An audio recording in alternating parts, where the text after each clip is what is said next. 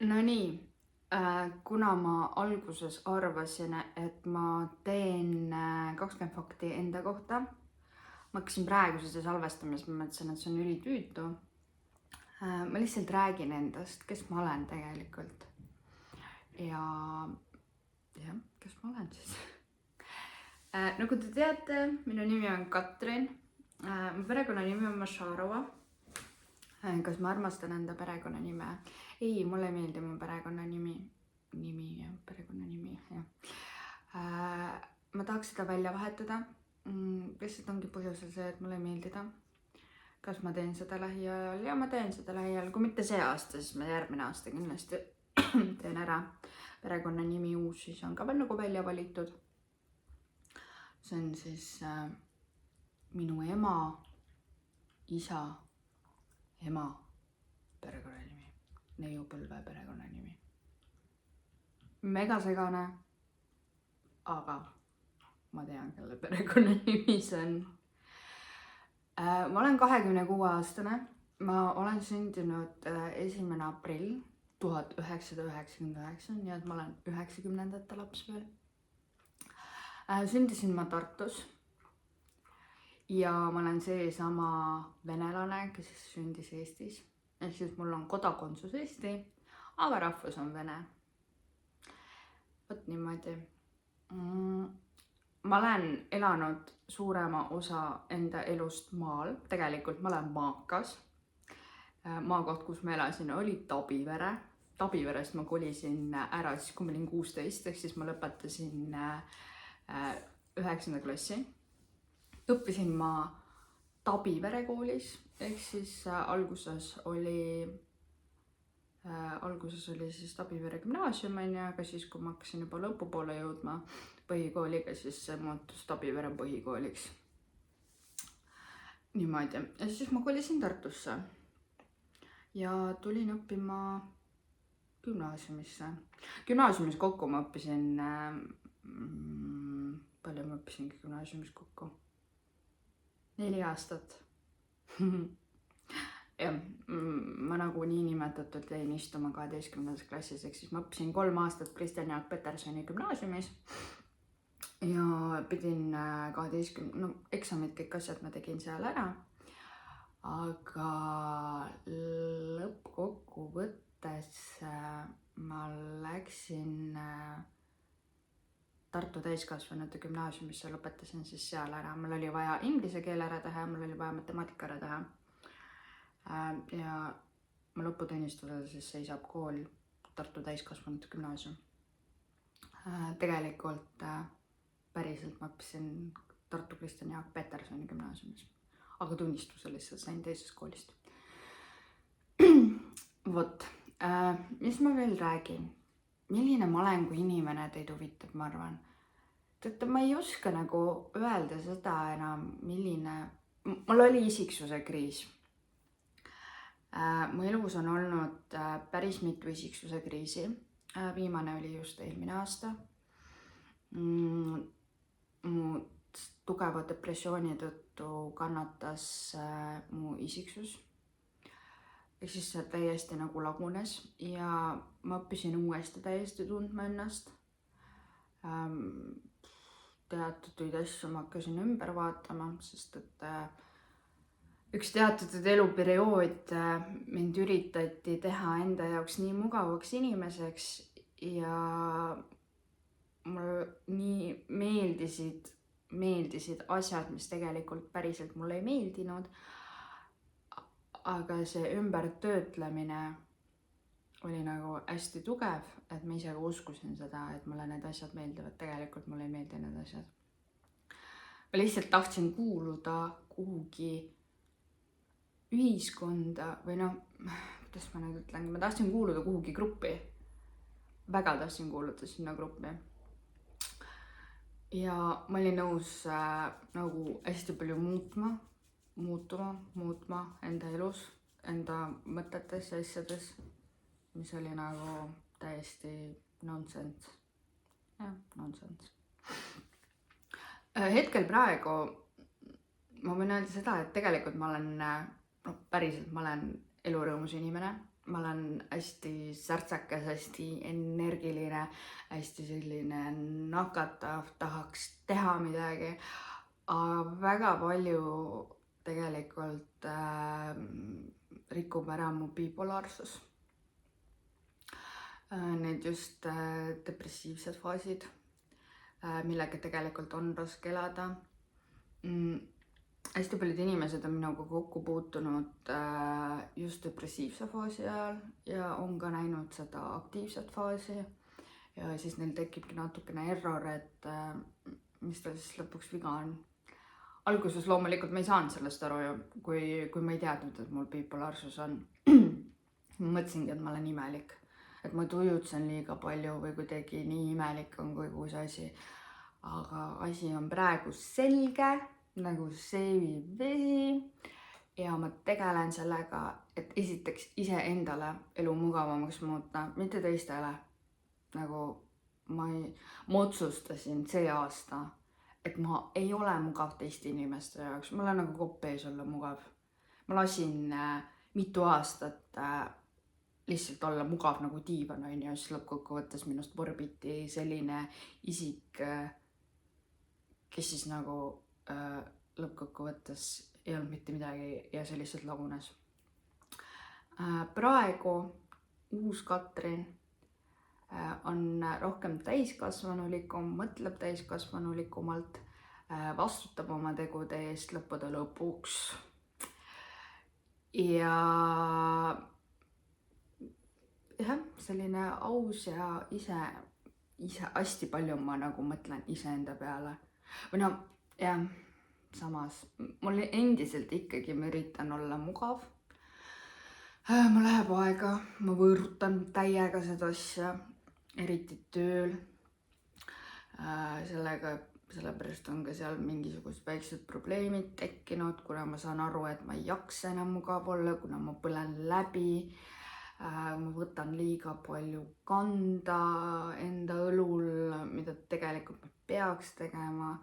Ma pean rohkem delegeerima asju, aga ma õpin, ma nagu täiega õpin ja ma tahan, et nagu kõik läheks hästi. Ja ma tahan, et mina lõpuks tunneksin ennast mugavalt enda elus. Nagu kõlab nagu normaalne plaan. Võt. Ja ma olen hästi selline, mu näoilme ütleb vahepeal rohkem kui nagu 1000 sõna. Võib-olla kui te kunagi näete mind, ma võin hästi siuke niimoodi. See on tüüpiline nägu. Ma olen mõttes. Kas ma olen mõttes või pigem rohkem ma olen mõttes, sest et kui mul siuke nägu on, jah, näete, need kohad. Siis tegelikult ma mõtlen millegi üle oma peas. Kuna mul on 1000 mõtet, mul ei ole ATH, aga mul on hästi palju mõtteid, ideid, mida võiks teha ja kus või mis, või mul on teatud probleemid, on ju. Ma ka kaklen vahepeal iseendaga, siis ma olengi hästi selline, mis võib tunduda inimestele, et nad on mega tüütud, mu jaoks tegelikult ei ole. Ma lihtsalt mõtlen millegi üle. Ja üldjuhul hästi kuri ma võin tunduda siis, kui ma olen mega väsinud. Siis ma võin tunduda hästi kuri, tegelikult ma olen lihtsalt tüdinenud sellest maailmast. Ma lihtsalt tahan koju peitu teki alla ja et meid mitte keegi ei puutuks, isegi minu enda koer, kuna mul ei meeldi, kui mind puututakse. Mis ma veel räägin? Tegelikult hariduselt päriselt ma olen päästekorraldaja logistik, ehk siis häirekeskuse töötaja. Ma olen lõpetanud Sisekaitseakadeemia. Mul on lõpetamata Sisekaitseakadeemia päästeteenistuse bakalaureus. Teoreetiliselt ma pidin lõpetama see aasta, ehk siis saama oma baka kätte. aga esimese kursuse lõpus ma sain aru, et mu depressioon lihtsalt teeb mulle niimoodi ja ma pidin kahjuks õnneks lahkuma. Kas ma kahetsen seda? Ei, ma ei kahetse seda üldse nagu.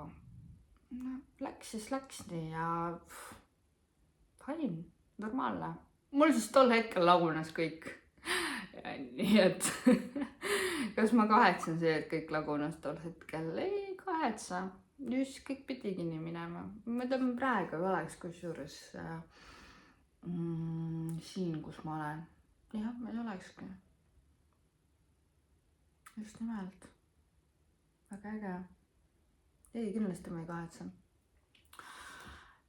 Ja muidu iseenesest ma olen ka olnud abipolitseinik päris pikalt. Aga ma läksin minema sealt Covidi ajal, sest ma ei saanud enam täita abipolitseiniku ülesandeid. Seal oli päris mitmeid põhjuseid, miks ma tegelikult lõppkokkuvõttes ära läksin. Seal oli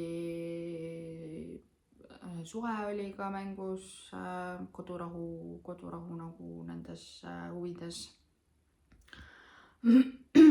Ja seal oli veel mõningaid moraalseid küsimusi, mil teatud asju, mida tegelikult minu kasvatus nagu ei lubanud teha, aga seal pidi seda tegema ja lõppkokkuvõttes ma mõtlesin nagu okei. Ja kõik kokku siis tegidki selle, et ma lõppkokkuvõttes läksin ära. Vot.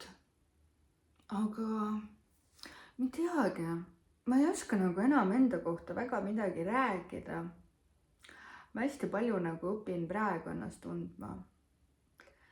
Tead, mingisugused vanad asjad, mis 10 aastat tagasi on Katrinis üles ärkanud, mis on nagu magama pandud.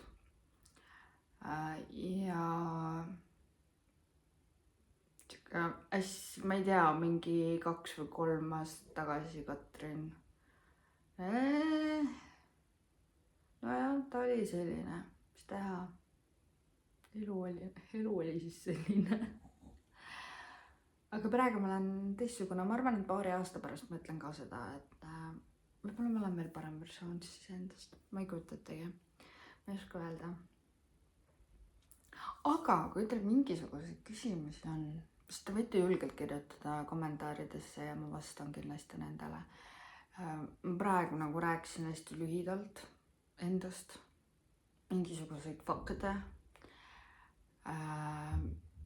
Ma arvan, et võib-olla äkki inimesena te tunnete mind õppima läbi videode. Ma üritan hästi palju näidata seda päris reaalselt Katrinit. Lihtsalt nagu mul on olemas kodune Katrin ja mul on olemas töö Katrin. Ehk siis tööl ma olen natukene teistsugusem inimene, aga seal ma olen rohkem natukene tõsisem, kuna ma olen ikkagi nagu asukohavanem seal. Ma peangi olema natukene tõsisem. Siis jah, nii on. Ma ei tea, kui te peaksite mind tööl nägema, siis seal oleneb hästi palju minu tujudest. Kas ma ise nagu üritan harjuda ja ma üritan näidata enda olemist. Ja mul vajab see endal aega, sest et ma olen harjunud kinni panema, lukku panema seda just kõige pisitemat aega, siis depressiivsemat aega. Mis faas mul praegu on, ma ei oska teile öelda, ausalt, mul on siuke kahtlane tunne, et mul on puhkefaas praegu. Sest et mu sees on nagu samas energilisus ja samas on nagu ka depressiivsus natukene. Et nagu mulle tundub praegu, et see olen mina tõeline, see, kes ma praegu olen. Tore. I love it, bipolaarsus. Jah, võt niimoodi. Aga teid ootavad veel mitu päeva järjest huvitavad üllatused minu poolt. Ehk siis ma lasen mitu päeva järjest vloge välja. Need 4 päeva, mis ma olen siis kodus puhkamas, ma tegelen teiega. Ehk siis lahutan teie meelt. julgelt kirjutage, mis veel võiksin rääkida, filmida, mis iganes. Lihtsalt ütlen, spoilin juba ette ära, mis on homne vlog. Homne vlog on sellest, kuidas mu päev möödub. Ma näitan teile enda päeva. Ja alati kirjutage, mida te tahate järgmisena näha. Mul on nagu mega hea meel, et inimesed reaalselt vaatavad. Ja ma ei...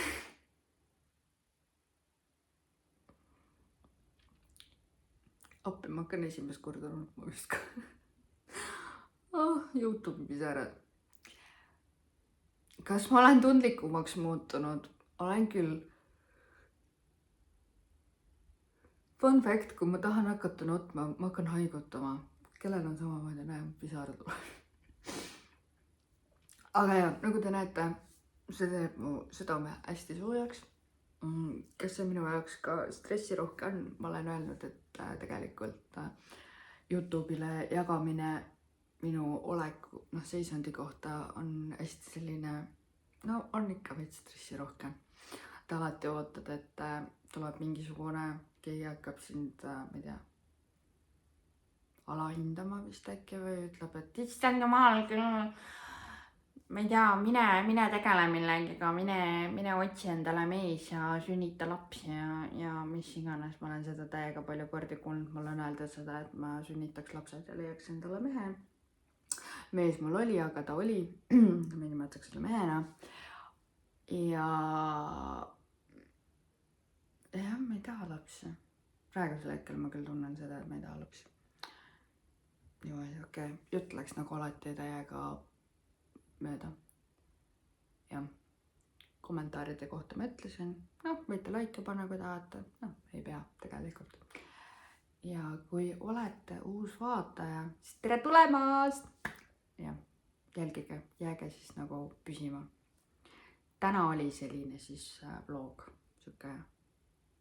Ma ausalt öeldes isegi ei viitsi monteerida. Nii nagu ma üles filmisin selle, nii ma ka üles panen. Tahtsite näha reaalselt mind, siis näetegi ilma monteerimiseta. Võt niimoodi, aga me näeme homme juba. Nii et jah, aga ilusat teile pühapäeva.